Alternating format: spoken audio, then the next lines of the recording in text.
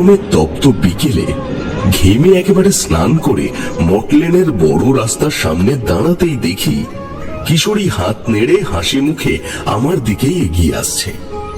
ও প্রায় হাঁপাতে হাঁপাতে আমার হাতে ঠোঙা ভর্তি তেলে ভাজার প্যাকেটটা ধরিয়ে দিয়ে কপালের ঘাম মুছতে মুছতে বলল, ব্যবসা গরমে প্রাণ যায় যায় অবস্থা যে। ভগবান কেমন অবিচার বলো দেখি, এক ফোঁটা বৃষ্টি পর্যন্ত দান করছেন না আমাদের উপর। হ্যাঁ, সেই কালবৈশাখী ঝড়ও যে কোন দেশে পাড়ি দিয়েছে কে জানে। বৈশাখ মাসে 2 সপ্তাহ শেষ হয়ে গেল, তবুও কোনো ঝড় বৃষ্টির দেখা নেই। হ্যাঁ, কবে যে ঝড় বৃষ্টির দেখা পাবো তারও ঠিক নেই। এখন চলো এগোই। বৃষ্টি কপালে না থাকুক, তারানাথের ঝুলিতে নিশ্চয়ই রোমাঞ্চকর গল্প থাকবে। চপ মুড়ি খেতে খেতে নতুন গল্প শুনতে ভালোই লাগে, কি বলো? হ্যাঁ, সে আর বলতে, চলো যাওয়া যাক। তারানাথের বাড়িতে পৌঁছতে দেখি দুজন ভদ্রলোক তারানাথের থেকে বিদায় নিয়ে আমাদের পাশ কাটিয়ে সোজা পথ ধরে চলে গেলেন। তারানাথ তখনও দরজায় হাসি মুখে দাঁড়িয়ে। উনি আমাকে আর কিশোরীকে দেখে বললেন, আরে তোমরা, বলি এতদিন ছিলে কোথায়? এসো এসো, ভেতরে এসো। তারানাথ দরজা ছেড়ে আমাদের ভেতরে প্রবেশ করতে বলায় আমি আর কিশোরী স্মিত হেসে প্রবেশ করলাম। তারপর ওনার হাতে শালপাতায় মোড়া তেলে ভাজার ঠোঙাটা দিয়ে বললাম, অফিসে একটু বাড়তি খাটুনি খাটতে হচ্ছিল কদিন, তার উপর যা গরম, ঘরের ভেতরে চুপ করে বসে শালপাতার পাখা দুলিয়ে ঠান্ডা বাতাসের আরাম উপভোগ করতে ব্যস্ত ছিলাম। তবে তাতেও দেখে শান্তি হচ্ছে না। তাই আর ছুটির বিকেলে চলে এলাম আপনার কাছে। হ্যাঁ, আপনি তো আপনার ক্ষমতা দিয়ে অলৌকিক অনেক কিছুই ঘটাতে পারেন। তাই আমাদের দুর্দশা দেখে যদি একটু বৃষ্টি নামাতে পারেন, তাহলে আমাদের প্রাণটা বৃষ্টির ছোঁয়ায় স্বস্তি পায়, এই আর কি। ক্ষমতা যে ছিল, এখন আর তার অবশিষ্ট বিশেষ কিছু নেই। তবে ক্ষমতা থাকলেও প্রকৃতির ওপর সেই ক্ষমতার প্রয়োগ করব এই সাহস হয়নি আমার। প্রকৃতির ওপর তুমি বিনা কারণে অত্যাচার করলে প্রকৃতি তোমায় দ্বিগুণ ফিরিয়ে দেবেন, আর সেই রোষ সহ্য করার ক্ষমতা আমাদের মতো সাধারণ মানুষের নেই। তাই প্রকৃতিকে প্রকৃতির নিয়মে চলতে দাও। তারানাথের কথা শেষ হতে না হতেই দমকা হাওয়ায় ঘরের জানলা দরজাগুলো সজোরে বন্ধ হয়ে যাওয়ার শব্দে আমি আর কিশোরী দুজনেই চমকে বাইরে তাকাতে দেখি বাইরেটা আচমকা সন্ধে নামার মতো কালো হয়ে এসেছে। কালো ঘন মেঘে ছেয়ে গেছে আকাশটা। গাছগুলো যেন কোনো আনন্দ সংবাদ পেয়ে উন্মাদের মতো মাথা দুলিয়ে নিজেদের বক্তব্য প্রকাশ করছে। সেই সাথে চোখ রাঙানি বিদ্যুতের ঝলকানি আর গুরুগম্ভীর বাজের শব্দে মনের ভেতরটা কেমন আনন্দে মেতে উঠল। কিশোরীর দিকে তাকাতে দেখলাম সে কিরকম একটা অবিশ্বাস ভরা চাহনিতে তারানাথের দিকে তাকিয়ে আছে, আর তারানাথের চাহনিতে খেলা করছে চাপা কৌতুক আর মুখে স্মিত হাসি। এটা কি হলো? আপনি কি কিছু? কিশোরীকে কথা শেষ করতে না দিয়ে তারানাথ বললেন, যাক, প্রাণটা জুড়োবে একটু। তোমরা বসো, আমি চারিকে এগুলো দিয়ে আসি। আমি আর কিশোরী বসে নিঃশব্দে জানলার বাইরে খোলা প্রকৃতির দিকে তাকিয়ে রইলাম। কিছুক্ষণ আগের ভ্যাপসা গরম কেটে গিয়ে শীতল ঠান্ডা বাতাসে শরীরটা জুড়িয়ে যাচ্ছে।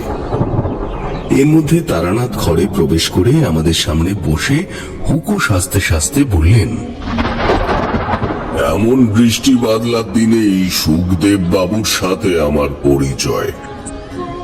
জলের অতলে হারিয়ে যেতে যেতে মানুষ যেমন খড়কুটো আঁকড়ে ধরে বাঁচতে চায়, ঠিক তেমনি আমিও হয়তো ওনার জীবনে সেই খড়কুটোর মতো শেষ সম্বল হয়ে উঠেছিলাম। বুঝলাম তারানাথ তার অতীতের স্মৃতির অতলে উঁকি দিচ্ছেন, আর সেই স্মৃতির পাতা থেকে যে নতুন কোনো গল্প আমাদের সন্ধেটা জমিয়ে দেবে সেটা বুঝতে বাকি রইল না। মাঝে চারি এসে মুড়ি মাখা, তেলে ভাজা আর চা রেখে গেছে। কিশোরী বলল, শুরু থেকে শুরু করুন। আদি অন্ত না জেনে শুধু মাঝখানের কয়েকটা শব্দ শুনে তো কিছুই বুঝতে পারছি না। তার থেকে বরং আপনি প্রথম থেকেই বলুন। আর এই সুখদেব মহাশয়টাকে? সে অনেক আগের কথা। হাত দেখে গণনা করে গোষ্ঠী বানিয়ে বেশ নাম ডাক হয়েছে আমার। মানুষের মুখে মুখে শুনে অনেকেই আসে নিজেদের ভাগ্য শূন্য থেকে একেবারে রাজার হালে ফেরানোর জন্যে।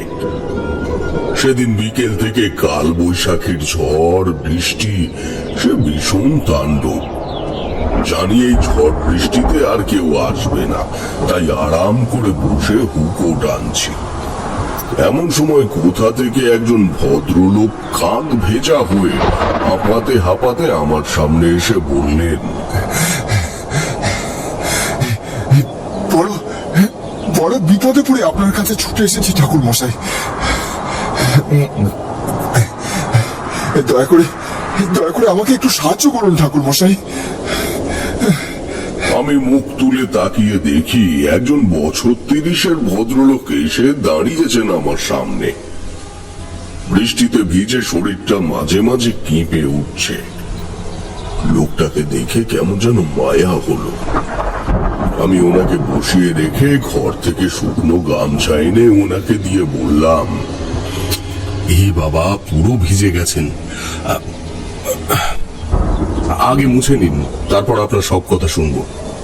আমার কাজে উনি যে অবাক হয়েছেন সেটা ওনার মুখ দেখেই বুঝতে পারলাম। তবে বিস্মিত ভাবটা কাটিয়ে উঠে উনি পর মুহূর্তে বললেন, এই ঝড় বাদলের দিনে আপনাকে হয়তো বিরক্ত করছি, কিন্তু আমি বড় বিপদে পড়েই ছুটে এসেছি আপনার কাছে। আসলে পঞ্চানন্দ ঘোষালের কাছে আপনার কথা শুনি। উনি বললেন আপনি নাকি সব সমস্যার সমাধান এক নিমিষেই করে দেন। ঠাকুর মশাই, আমি চাই আপনি আমাকে ওই বিভীষিকার হাত থেকে মুক্ত করুন। আমার সাধ্যমতো আপনাকে নিশ্চয়ই সাহায্য করব, কিন্তু আপনার নামটাই তো জানা হয়নি।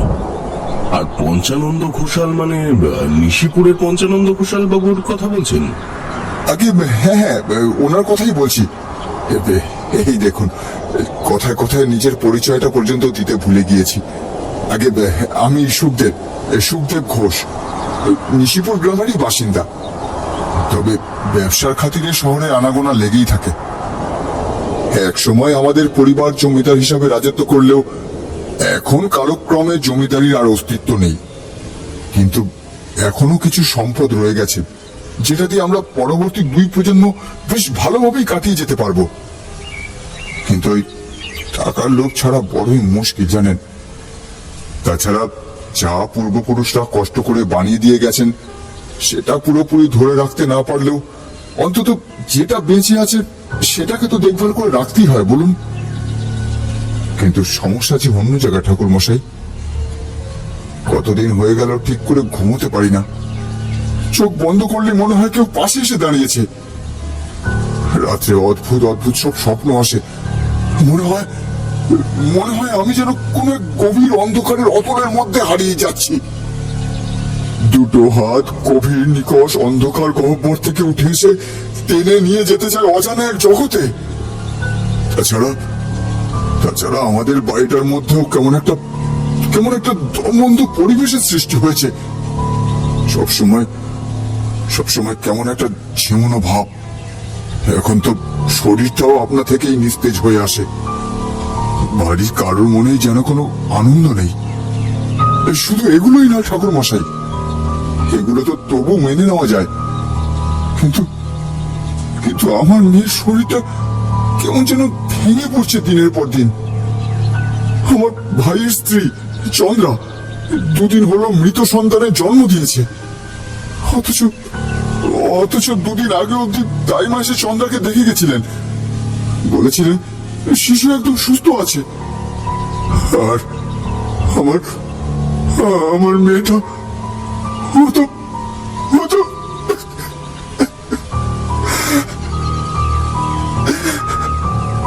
সুখদেব বাবুর শেষের দিকের কথাগুলো জড়িয়ে যেতে লাগলো। কান্নার ধমকে ফুঁপিয়ে উঠলেন তিনি। তবে কয়েক মুহূর্তের মধ্যে ভারী অপ্রস্তুত হয়ে বললেন, মাফ করবেন আমায়। আসলে আসলে এই পরিস্থিতিতে ঠিক কি করা উচিত সেটাই বুঝে উঠতে পারছি না। তার উপর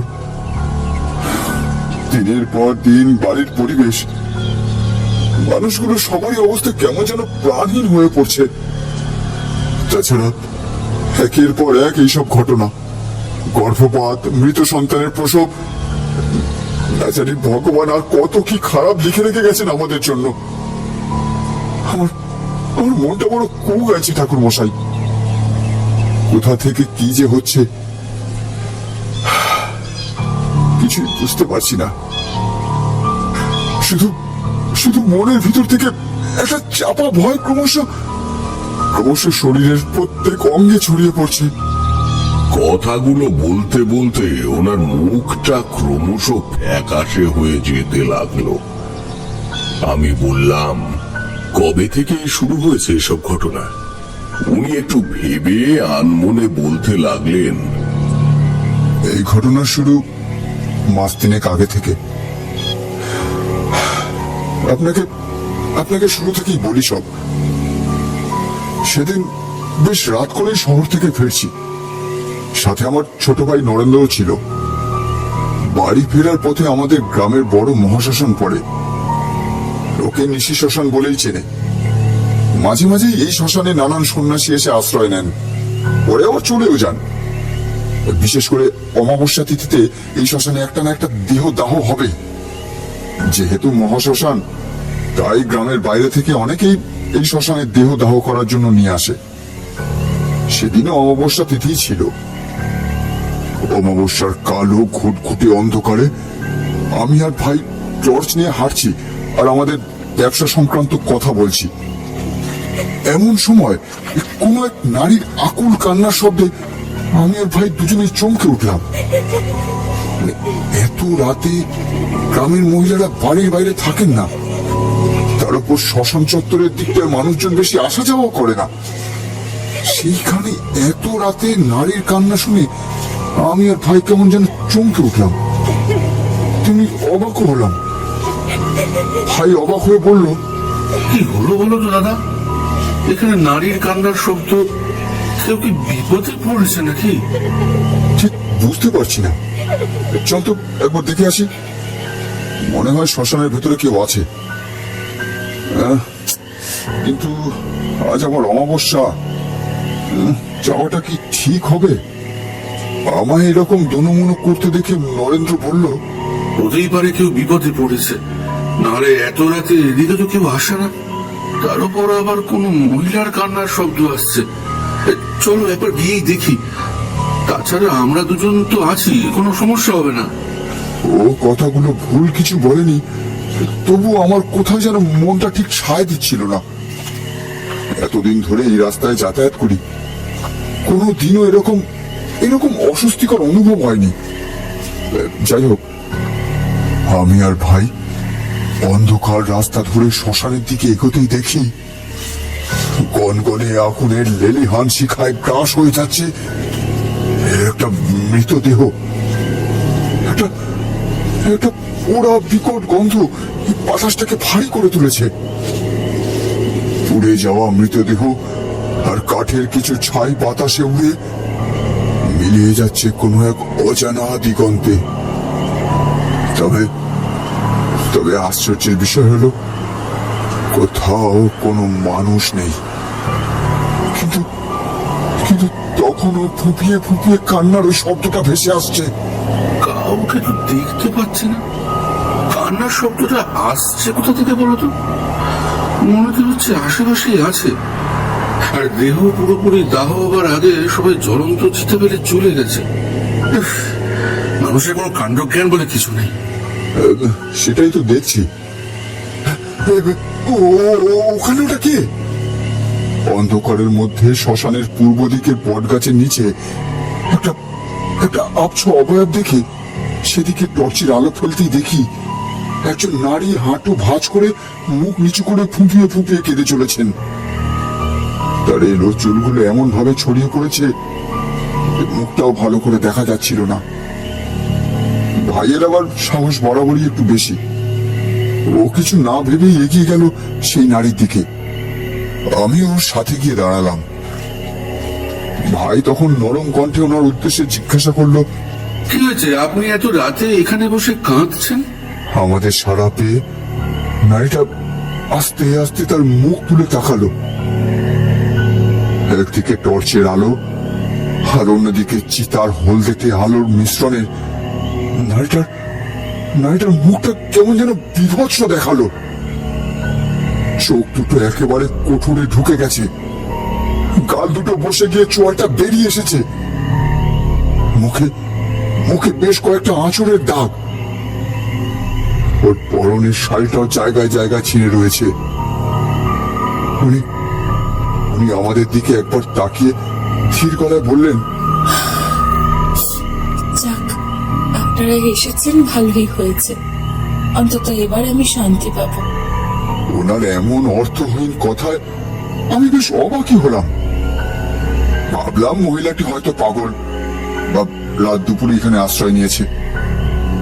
কিন্তু আমার ভাবনার মাঝেই উনি আমাদের উদ্দেশ্যে প্রায় ফিসফিসিয়ে বলে উঠলেন, ওই দেখুন আমার স্বামী আগুনের দাবানলে পুড়ে ছারখার হয়ে যাচ্ছে। ওর মৃত্যুর জন্য আমি দায়ী। আমার জন্য মরেছে ও। আমার কোলের সন্তানটাও আমার জন্যই মরেছে। এক এক করে সবাইকে খেয়ে ফেলেছি আমি সর্বনাশী। কিন্তু আর নয়। এবার আমি আমার শান্তি চাই। এবার পালাতে চাই এই দুর্বিষহ জীবন থেকে। আপনারা আমার সাহায্য করবেন? বলুন না, করবেন সাহায্য? ওনার কথা শুনে আমি আর ভাই একে অপরের মুখের দিকে তাকালাম। এমনিতে মহিলাকে আমার মোটেও সুস্থ বলে মনে হচ্ছিল না। তাও বললাম, হ্যাঁ বলুন, কি সাহায্য করতে পারি আপনাকে? আর আপনার পরিচয় বা কি? কোথা থেকে আসছেন আপনি? নারীটি আমার মুখের দিকে নিঃশব্দে কয়েক মুহূর্ত তাকিয়ে রইলেন। তারপর বললেন, আমার নাম, পরিচয় আর কিচ্ছু নেই। সব শেষ হয়ে গেছে লোভের বসে। সব শেষ করে দিয়েছি আমি ভুলে গিয়েছিলাম শয়তানের থেকে ভগবান সব সময় বড়। আজ শেষ মুহূর্তে ভগবানই একমাত্র ঠাঁই দিতে পারেন। কিন্তু তার আগে আপনারা এটা রাখুন, কাল সকাল হলেই পুড়িয়ে ফেলবেন এটাকে। তারপর এর ছাই ভস্য ফেলে আসবেন গঙ্গা মাতার জলে। আর সাবধান, এটা নিয়ে যাবার পর আপনার কাছে হয়তো অনেক অনাকাঙ্ক্ষিত অর্থের আগমন ঘটবে, কিন্তু সেই মোহে ভুলেও পা দিবেন না। এতটুকু বলেই উনি আমাদের হাতে ছোট্ট একটা মাটির পুতুল ধরিয়ে দিলেন। আর তারপরেই অবিশ্বাস্য ভাবে চোখের পলকে কোথায় যে মিলিয়ে গেলেন আমি ভাই কেউ ঠাউর করতে পারলাম না। চিতার আগুন তখন অনেকটাই কমে এসেছে, কিন্তু মহিলাটা যে কোন দিকে চলে গেলেন নিমিষের মধ্যে ভগবানই জানেন। আমি আর ভাই দুজনে মিলে বেশ কিছুক্ষণ খোঁজ করছিলাম, কিন্তু পেলাম না। অবশেষে ওনাকে না পেয়ে ভাই আমার হাত থেকে পুতুলটা নিয়ে চোখ বোলাতে লাগলো। আবছা অন্ধকারে ওই 2-3 ফুট উচ্চতার মাটির পুতুলটাকে দেখে মনে হলো যেন কোনো ছোট্ট বাচ্চাকে হাতে ধরে রাখা হয়েছে। দেখো দাদা, দেখে মনে হচ্ছে যেন জীবন্ত বাচ্চা। আচ্ছা, এই ছোট্ট মাটির পুতুলটা সত্যি কিছু করার ক্ষমতা রাখে? মহিলাটা কি যেন বলছিলেন এই পুতুলটার জন্য নাকি টাকা পয়সা আসবে। সত্যি মহিলাটি পাগল আছে, তবে মিষ্টির বেশ পছন্দ হবে। পুতুলটাকে নিয়ে খেলবে সারাক্ষণ, কি বলো? সে না হয় ঠিক আছে, কিন্তু এটাকে বাড়িতে নিয়ে যাওয়া কি ঠিক হবে? ওই মহিলার কথাগুলো আমার ঠিক লাগলো না রে। চোখের নিমিষে কেমন যেন উধাও হয়ে গেল। তুই বল। দেখ ভাই, আমার বিষয়টা মোটেও ঠিক লাগছে না, বুঝলি? মনে হচ্ছে কিছু একটা ঘটবে। এসব কিছুই নয়। এত রাতে শ্মশানে দাঁড়িয়ে আছি, তাই এরকম পরিবেশে তোমার মনে চাপ সৃষ্টি করেছে। চলো বাড়ি ফিরি, আর মিষ্টিকে তুমি এটা দিও, দেখবে ও খুশিই হবে। তাছাড়া পুতুলটা বড্ড মায়া জড়ানো, দেখো না, দেখো না কেমন সত্যি বাচ্চাদের মতো তাকিয়ে আছে। এটাকে ফেলে যেতে মন চাইছে না। আমি এবার ভালো করে তাকিয়ে দেখলাম পুতুলটার দিকে। সত্যি বড় মায়া জড়ানো, তাই আমি ওর আপত্তি করলাম না। মহিলাটি হয়তো সত্যিই পাগল, আর এতক্ষণ যা যা বলছিলেন সেগুলোকেও পাগলের প্রলাপ বলেই মনে হলো। সেদিন বাড়ি ফিরে রাতে খাওয়া দাওয়া করে ঘুমিয়ে পড়েছিলাম। পরের দিন সকালে ঘুম ভাঙলো হট্টগোল শুনে। আমি তাড়াতাড়ি উঠে ঘরের বাইরে বেরোতেই দেখি এই বাড়ির সকলে গোল হয়ে দাঁড়িয়ে রয়েছে। কোনো কিছু একটাকে কেন্দ্র করে যেন একটা জটলা তৈরি হয়েছে, এবং সকলেই বেশ বেশ বিস্মিত। প্রত্যেকে কিছু একটা নিয়ে বলা বলি করছে। আমাকে দেখতে পেয়ে আমার স্ত্রী সাবিত্রী ছুটে এসে বলল, আমি তো আপনাকেই ডাকতে যাচ্ছিলাম। দেখুন না কি কাণ্ড, পাঁচু পিছনের বাগানের মাটি খুঁড়তে গিয়ে এটা পেয়েছে। ঠাকুরপো তো বলছে ওগুলো আসল সোনা। তুমি একবার দেখো না, ওগুলো আসলে সত্যিকারের সোনা কিনা। ভগবান মনে হয় এতদিনে আমাদের উপর মুখ তুলে চেয়েছেন গো। আমি সাবিত্রীর কথা শুনে বিস্মিত হয়ে এগিয়ে দেখি নরেন্দ্র একটা মাঝারি আকারের পিতলের ঘটি থেকে বেশ কতগুলো সোনার মোহর বের করেছে। অনেকদিন বন্ধ অবস্থায় পড়ে থাকার কারণে রংটা ফিকে হয়েছে বটে, তবে সেগুলো যে আসল সোনা সেই নিয়ে কোনো সন্দেহ নেই। কিন্তু বাগানে পাঁচু নিত্যদিন কাজ করে, কই আগে তো এই জিনিস খুঁজে পাইনি। তখন হঠাৎ করেই আগের রাতের কথাটা মনে পড়ে গেল। নরেন্দ্রকে ডেকে জিজ্ঞাসা করলাম, ভাই কালকে সেই পুতুলটা কই? ভাই উত্তর দেওয়ার আগেই সাবিত্রী বলে উঠল, ওটা তো মিষ্টির কাছে আছে। মেয়েটা পুতুলটা পেয়ে বড্ড খুশি হয়েছে। তাছাড়া পুতুলটাকেও দেখতে একদম আসলের মতো। মিষ্টি তো কিছুতেই কাজ ছাড়া করতে চাইছে না ওটা। এখন তো ঘরে ওই পুতুল নিয়ে খেলছে। দাদা, আমাদের ভাগ্য মনে হয় সত্যি খুলে গেছে। ওই পুতুলটা আসার পরেই এতগুলো মোহর এলো আমাদের কাছে। হ্যাঁ, ওই পুতুলটা সত্যি সত্যি ভাগ্য ফিরিয়ে দিয়েছে আমাদের। কিন্তু এতগুলো মোহর এখন কি করব? বলছি, এগুলো কি শেখার কাছ থেকে আনবো? সত্যি কথা বলতে ওই মুহূর্তে আমার মনের মধ্যে কেমন একটা ভয় হচ্ছিল জানেন, কিন্তু ঠিক কিসের ভয় সেটা বলতে পারবো না। তাই ভাইকে বললাম, আমি কিছু জানি না, তুই যা ভালো বুঝিস তাই কর। আমার অমন ব্যবহারে বাড়ির সকলেই বেশ অবাক হয়েছিল, কিন্তু আমার তখন মন পড়ে রয়েছে পুতুলটার দিকে। তাই আমার মেয়ে মানে মিষ্টির কাছে গিয়ে দেখি পুতুলটাকে বেশ ফুল দিয়ে সুন্দর করে সাজাচ্ছে ও। আমাকে দেখেই মিষ্টি দৌড়ে এসে তার আধো আধো গলায় বলল, দেখো বাবা, কি সুন্দর সাজিয়েছে পুতুলটাকে। ও খুব ভালো, জানো তো, আমার খুব পছন্দ হয়েছে। তারপর মিষ্টি আবার ব্যস্ত হয়ে পড়লো পুতুলটাকে নিয়ে। আমিও দিনের বেলায় পুতুলটাকে ভালো করে দেখলাম। সত্যি বড় জীবন্ত বলে মনে হলো। ধীরে ধীরে আমার মন থেকে সমস্ত সন্দেহ নিমিষের মধ্যে উধাও হয়ে গেল। ভাবলাম সত্যি সত্যি হয়তো বেশি বেশি ভাবছি। এরপর আমাদের ব্যবসা ধীরে ধীরে আরো বাড়তে লাগলো, কিন্তু অন্যদিকে বাড়তে লাগলো পরিবারের মানুষগুলোর মানসিক অস্থিরতা। ভাইয়ের টাকার প্রতি লোভ দিনের পর দিন বাড়তে লাগলো। আগেও মোটেই অর্থ পিপাসু ছিল না। অন্যদিকে আমার মেয়েটাও কেমন যেন ঝিমিয়ে পড়তে লাগলো। একটা অস্থির দমবন্ধ পরিবেশ সৃষ্টি হলো বাড়িতে। তার উপর গ্রামে দুটো সদ্যজাত শিশু হয়ে মারা গেল। আমার স্ত্রী মাঝে মাঝে রাত দুপুরে জেগে ওঠে, বলে কোনো একটা শিশু নাকি কাঁদছে। এরই মধ্যে চন্দ্রা গর্ভবতী হওয়ায় বাড়িতে একটু খুশির পরিবেশ সৃষ্টি হয়েছিল, কিন্তু শেষ পর্যন্ত ও মৃত শিশু প্রসব করলো। সেদিনের পর থেকে চন্দ্রা একদম চুপচাপ হয়ে গেছে। মৃত শিশুটি বড় ভয়ঙ্কর ছিল। তার চোখ দুটো কোঠরে ছিল না, সামনের চোয়ালে দুটো বড় দাঁত, আর আঙুলগুলো বেশ লম্বা লম্বা। আপনি আপনি বিশ্বাস করবেন না ঠাকুর মশাই, সেদিন সেদিন বড় ভয় হয়েছিল ওই মৃত শিশুকে দেখে। কোন সদ্যজাত জন্মানো শিশু যে এমন ভয়ঙ্কর হতে পারে সেটা সেটা আমার জানা ছিল না। সেটা সেটা আমি ওই দিনই বুঝলাম, ওই দিনই। এদিকে তো নিত্যদিন আমার মনে হয় কেউ যেন ঘুমের মাঝে আমাদের ঘরে আসে, খুব কাছ থেকে আমাদের দিকে চেয়ে থাকে। ওই সময় আমি অনেক চেষ্টা করি জানেন, আমি চোখ খুলে কিছুই দেখতে পাই না। চেষ্টা করি কিন্তু পারি না। মনে হয় কোনো এক অজ্ঞাত শক্তি আমার উপর বশ করে রেখেছে।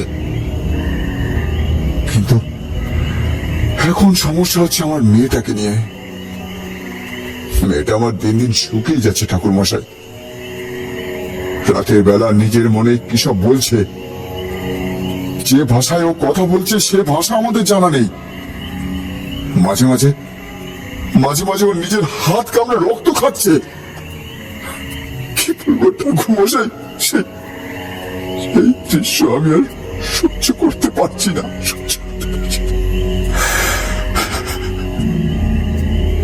অনেক বৈদ্য দেখিয়েছি, কলকাতায় অনেক ডাক্তারও দেখিয়েছি, কিন্তু কিছুই হয়নি। উল্টে দিনের পর দিন ওর শারীরিক মানসিক অবস্থা আরো বেশি খারাপ হয়ে যাচ্ছে। আমি জানি না আমার মেয়েটাকে কি করে বাঁচাবো, কি করে আমার সব ঠিক হবে জানি না ঠাকুর মশাই। তারপর একদিন পঞ্চানন্দদা বললেন আপনি নাকি অসম্ভবকে সম্ভব করতে পারেন, তাই আপনার কাছে আসা। ঠাকুর মশাই দয়া করে আমার মেয়েটাকে আপনি বাঁচান ঠাকুর মশাই, আমার সংসারটাকে আপনি বাঁচান ঠাকুর মশাই। কথাগুলো বলতে বলতে উনি আবার কান্নায় ভেঙে পড়লেন। আমি ওনাকে শান্ত করে বললাম, আপনার মেয়ের কিছু হবে না, আমি নিজের সাধ্যমতো চেষ্টা করব। তবে আমাকে আপনার বাড়িতে যেতে হবে। নিশ্চয়, চলুন না, আপনাকে তো নিয়ে যেতে এসেছি। আজই যাবেন আমার সাথে? আজ নয়, কাল যাব। আপনি আপনার ঠিকানা দিয়ে যান, কাল ঠিক পৌঁছে যাব। পরের দিন আমি সকালই বেরিয়ে পড়েছিলাম নিশিপুরে সুখদেব বাবুর বাড়িতে যাবার জন্যে।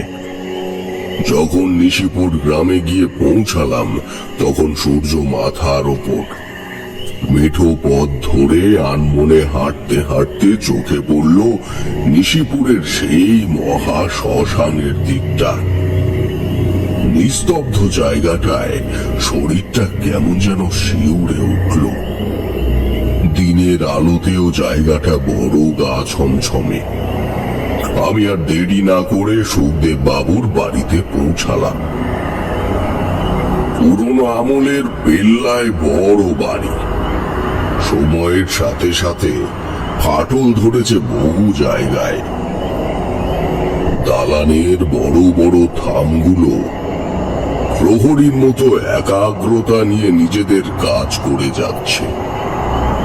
বাড়ির বাম দিকে বড় বাঁধানো পুকুরে তখনও কয়েকটা শালুক ফুটে রয়েছে, আর ডান দিকে সারি সারি জাম গাছ লাইন দিয়ে দাঁড়িয়ে রয়েছে। আমি সমস্তটা দেখছি, এমন সময় একজন জিজ্ঞেস করলেন, কাউকে খুঁজছেন? আচমকা ডাকে আমি পিছন ফিরে তাকাতে দেখি একজন ভদ্রলোক সন্দেহের দৃষ্টিতে তাকিয়ে রয়েছে আমার দিকে। ওনাকে অনেকটা সুখদেব বাবুর মতোই দেখতে। বুঝলাম ইনি সুখদেব বাবুর ছোট ভাই। আমি তারানাথ চক্রবর্তী।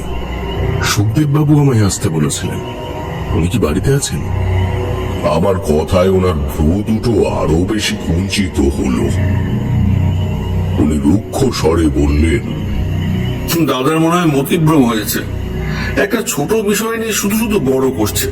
বলেছিলাম যা হচ্ছে সেগুলো এমনি ঘটছে, কিন্তু না, এই যে এখন আয় এত বেড়েছে সেসব নিয়ে খুশি থাকতেও ওর সমস্যা।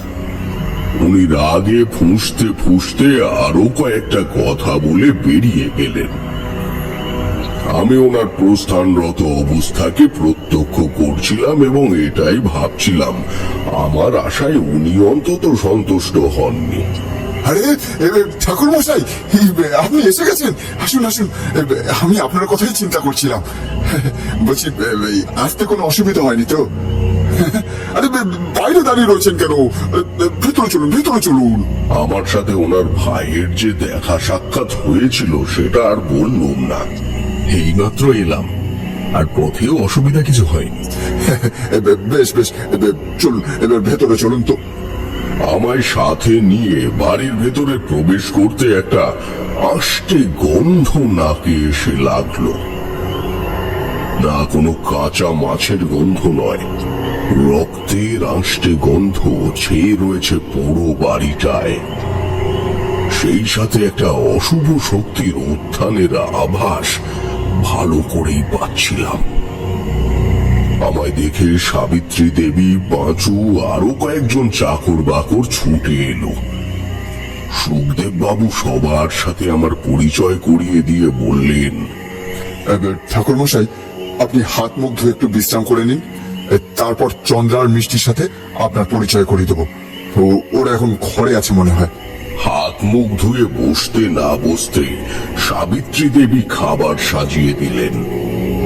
দেখলাম সাবিত্রী দেবী উসকুস করছেন কিছু একটা বলার জন্যে। আমি বললাম, কিছু বলবেন গিন্নিমা? আমার প্রশ্নে উনি হক চকিয়ে উঠে আমার পাশে বসা সুখদেব বাবুর দিকে তাকিয়ে ধীর গলায় বললেন, আপনার কথা আমি ওনার মুখে অনেক শুনেছি। অনেক কিছু করেও তো মেয়েটাকে কিছুতেই সুস্থ করতে পারলাম না। চন্দ্রাও যে মৃত সন্তান প্রসব করলো, সেই সন্তানও যে ভয়ঙ্কর। আমি জানি আমাদের বাড়িতে একটা অশুভ শক্তি ছেয়ে আছে। আমি রোজ রাতে তার উপস্থিতি টের পাই। কিন্তু এসব কথা থাক এখন, আগে আপনি খেয়ে নিন। আমি মাথা নেড়ে সম্মতি জানালাম। খাওয়া দাওয়া শেষ করে সুখদেব বাবু আমাকে ঘরে নিয়ে গিয়ে বসিয়ে নিজে পান সাজতে লাগলেন। আমি বললাম, আপনার ভাই কোথায়? উনি বাড়িতে নেই? না, ও তো এখন টাকা পয়সা ছাড়া কিছুই চেনে না। সারাটা দিন শুধু পয়সার পেছনেই ছুটছে। চন্দ্রার অমন অবস্থা, সেটা চোখে দেখেও দেখে না। লোভ, লোভ, টাকার লোভ হয়েছে ওর। জানেন ঠাকুর মশাই, ছেলেটা কি এরকম ছিল না? কি যে হলো, কি যে হচ্ছে, কিছুই বুঝতে পারছি না। সুখদেব বাবুর কথা শেষ হবার আগে বিকট চিৎকারে কেঁপে উঠল পুরো বাড়িটা।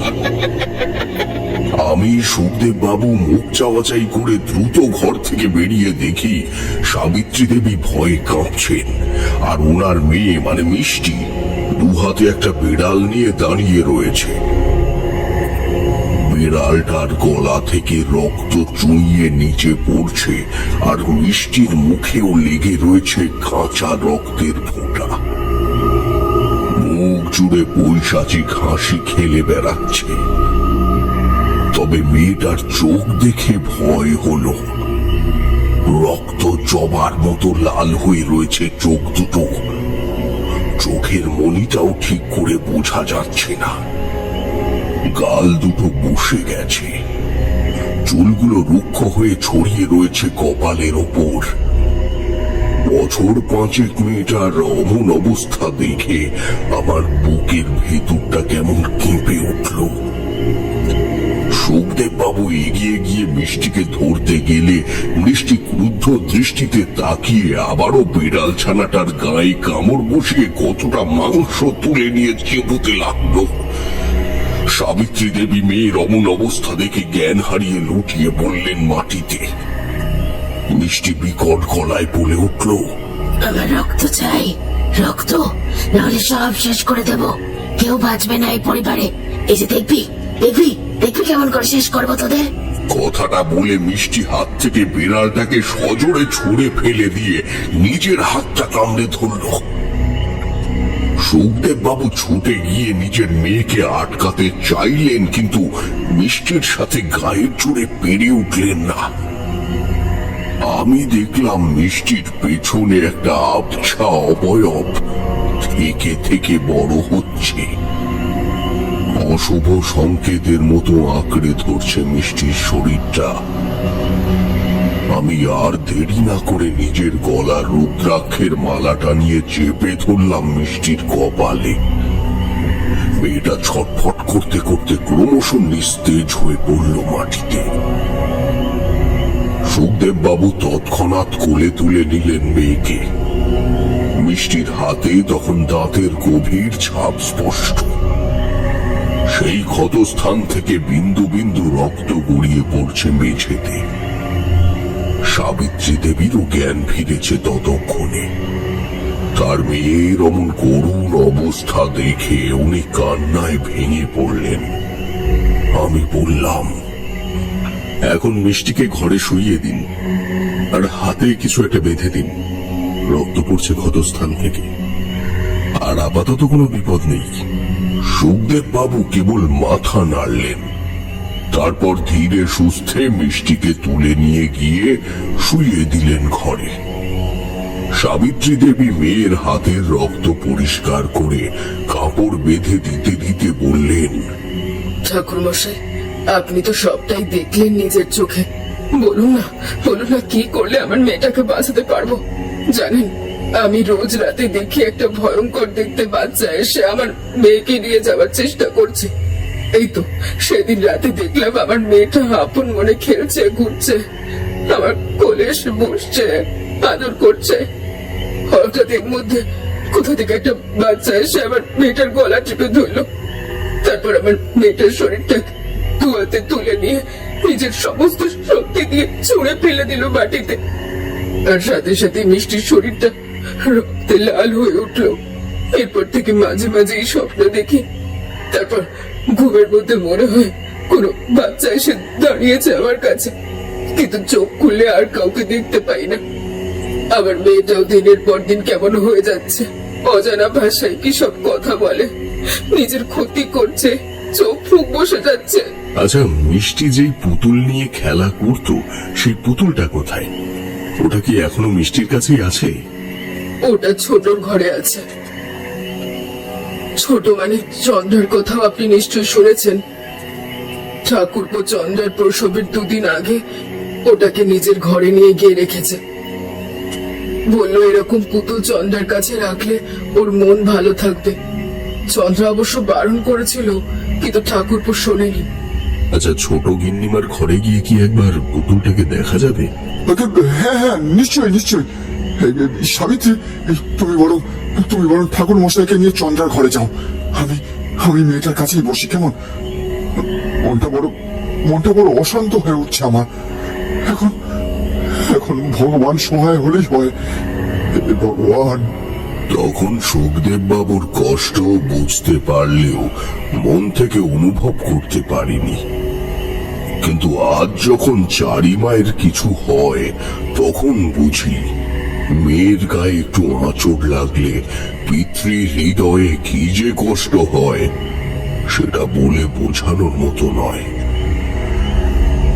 যাই হোক, সাবিত্রী দেবীর সাথে চন্দ্রা দেবীর ঘরে ঢুকতেই দেখলাম চন্দ্রা দেবী আনমনে জানলার বাইরে তাকিয়ে রয়েছেন। সাবিত্রী দেবী দুবার ডাকতে উনি আমাদের দিকে তাকালেন। ওনার চোখের দৃষ্টি স্থির, কোনো আবেগ নেই, কোনো প্রাণ নেই। উনি তারানাথ ঠাকুর মশাই। উনি এসেছেন আমাদের বিপদ থেকে রক্ষা করার জন্য। দেখবি এবার সব বিপদ কেটে যাবে, আবার আগের মতো সব হয়ে যাবে, দেখিস। সাবিত্রী দেবীর কথায় হেসে উঠল চন্দ্রা দেবী। তারপর খুব ধীর গলায় বলল, কিচ্ছু ঠিক হবে না দিদি। ওই শয়তান আমার সন্তানকে খেয়েছে, ও মিষ্টিকেও খাবে। তারপরে একে একে আমাদের শেষ করে দেবে। তুমি জানো না ও শুধু প্রাণ চাই, রক্ত চাই। এসব তুই কি বলছিস? মিষ্টির কিচ্ছু হবে না, আর না আমাদের কিছু হবে। আর যেটা তোর সাথে হয়েছে সেটা কষ্টদায়ক, কিন্তু ওরকম ঘটনা তো আগেও অনেকের সাথে হয়েছে। মিষ্টির সাথে তাহলে এটা কি হচ্ছে বলবে? রোজ রাতে তুমি নিশ্চয়ই দুঃস্বপ্ন দেখে জেগে ওঠো। এসব মোটেও সাধারণ ঘটনা নয়। আমি জানি এইগুলো ওই শয়তানটার কাজ। ও সবাইকে শেষ করে দেবে, সবাইকে। আপনি কার কথা বলছেন? কেন যে আমার সন্তানকে খেয়েছে তার কথাই বলছি। এসব তুই কি বলছিস ছোট? ঠিকই বলছি। জানেন, মাস দুয়েক আগে থেকে রোজ স্বপ্নে দেখতাম এক ভয়ঙ্কর দর্শন, ছোট বাচ্চা আমার সন্তানকে চিবিয়ে খাচ্ছে। আমার সন্তানের মনুটা দেহ থেকে আলাদা করে রক্ত পান করছে। রোজ দেখতাম এই স্বপ্ন, রোজ একই স্বপ্ন দেখতাম। আমি তো আমার স্বামীকে বলেছিলাম, কিন্তু উনি আমাকে বদ্ধ পাগল বলেছিলেন। তারপর থেকে রোজ রাতে পেটে অসহ্য ব্যথা হতো, মনে হতো আমার পেটের ভিতর থেকে কেউ তাণ্ডব চালাচ্ছে। শেষ দিন যখন আমি নিজের মৃত সন্তানকে দেখলাম, সেদিন আমার কষ্টের থেকে ভয় বেশি হয়েছিল। জানেন, কি ভয়ঙ্কর শিশুটি, কি ভয়ঙ্কর! মনে হচ্ছিল নরক থেকে কোনো শয়তান উঠে এসেছে। শুধু তাই নয়, এখন আমি রোজ দিন দেখতে পাই সেই ভয়ঙ্কর, সেই বিশ্রী ছোট বাচ্চাটিকে এই বাড়ির মধ্যে ঘুরে বেড়ায় মাঝরাতে। ও আর কাউকে ছাড়বে না, কাউকে না।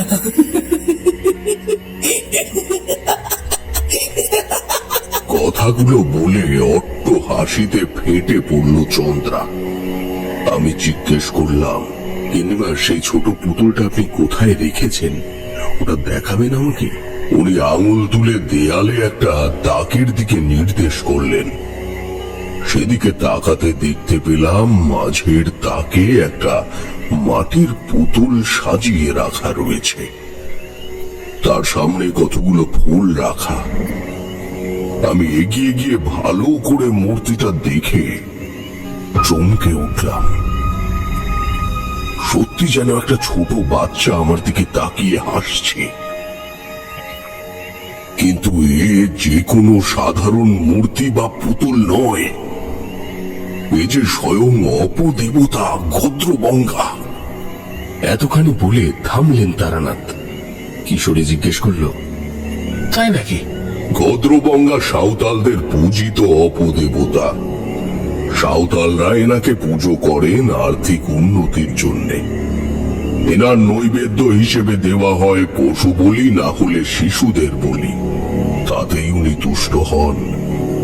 কিন্তু ওনাকে এসব নৈবেদ্য না দিলে কিংবা উনি কোনো কারণে রুষ্ট হলে মানুষকে গদ্রবঙ্গা তাদের ধন সম্পদ থেকে শুরু করে আবাস, সন্তান, সন্ততি, ফসল সব ধ্বংস করে দেন। অঢেল সম্পত্তির লোভে গদ্রবঙ্গাকে পুজো করা হয়, কিন্তু এরপর তাকে সম্পূর্ণরূপে সন্তুষ্ট করতে হবে। শর্তের সামান্য লঙ্ঘন নিয়ে আসে প্রবল দুর্যোগের ঘন ঘটা।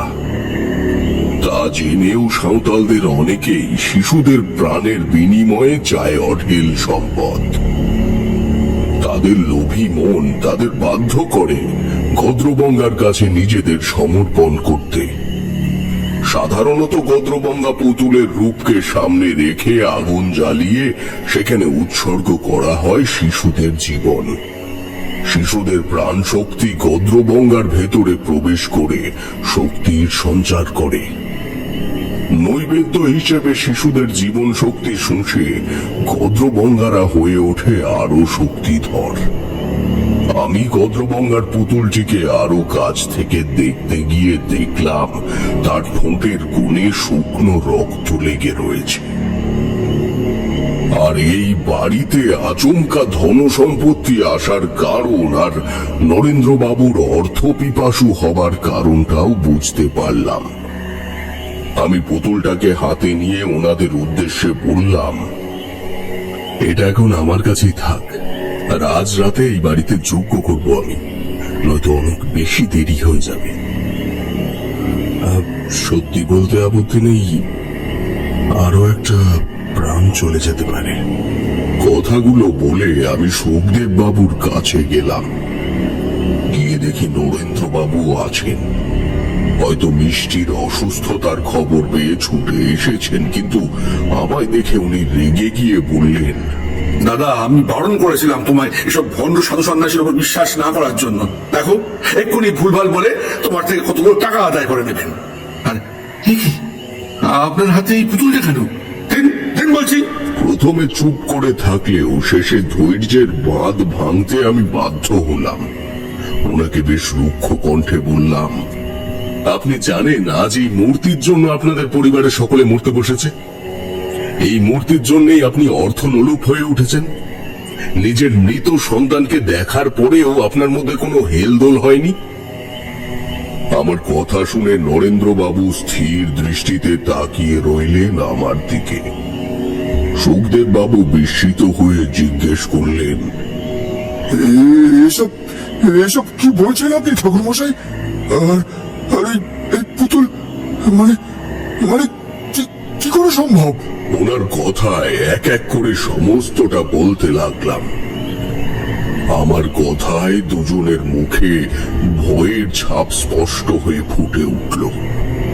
আমি বললাম, আর দেরি করা ঠিক হবে না, আজ রাতেই আমি যজ্ঞ করব। আপনারা যত তাড়াতাড়ি সম্ভব ব্যবস্থা করুন। নরেন্দ্র বাবু, সুখদেব বাবু দুজনেই সম্মতি জানাতে আমি খানিকটা স্বস্তির নিঃশ্বাস ফেললাম। সন্ধে হতে না হতেই আমি পুরো বাড়ির সীমানা জুড়ে মন্ত্রপুত জল ছিটিয়ে দিলাম, যাতে আর কোনো অশুভ শক্তি বাড়ির ভেতরে প্রবেশ করতে না পারে। তারপর একে একে সকলের গাত্র বন্ধন করে নিজেরও গাত্র বন্ধন করে যজ্ঞের আসনে বসলাম। আমার সামনের আসনে নরেন্দ্র বাবু, সুখদেব বাবু আর মিষ্টিকে বসিয়ে রেখেছিলাম। বাকি সকলকে ঘরের মধ্যেই থাকার জন্য অনুরোধ করেছি, কারণ বিপদ কোন দিক থেকে আসবে তার কোনো ঠিক ঠিকানা নেই।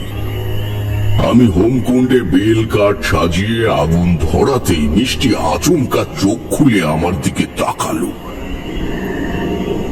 আমি সেদিকে তাকিয়ে গদ্রগঙ্গার পুতুলটা হোমকুণ্ডের ঠিক সামনে রেখে মন্ত্রোচ্চারণ করতে লাগলাম।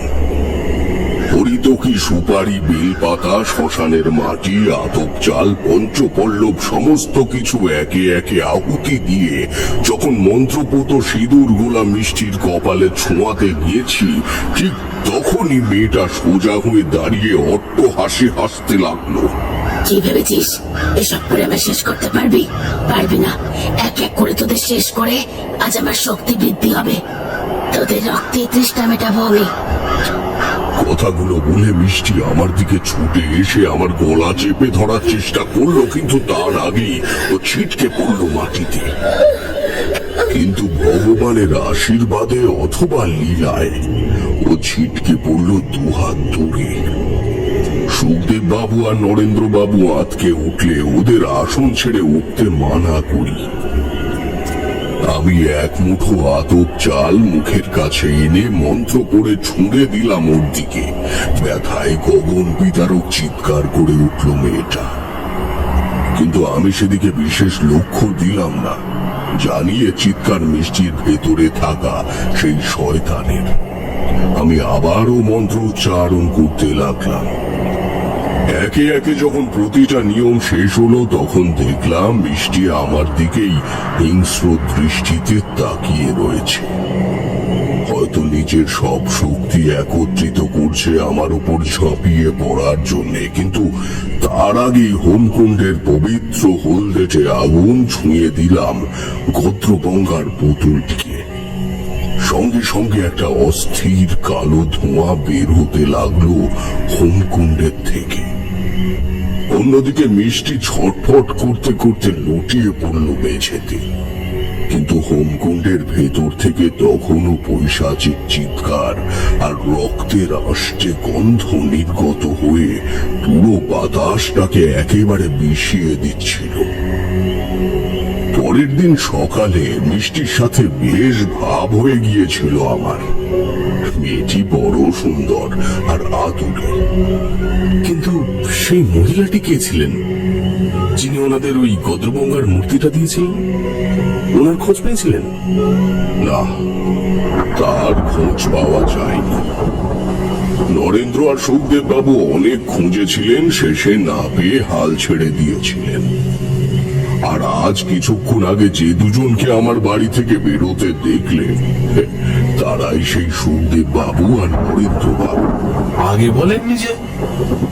ওদের দেখেই বুঝি আজকের গল্প, না মানে ঘটনার কথা মনে পড়ে গেল, তাই না?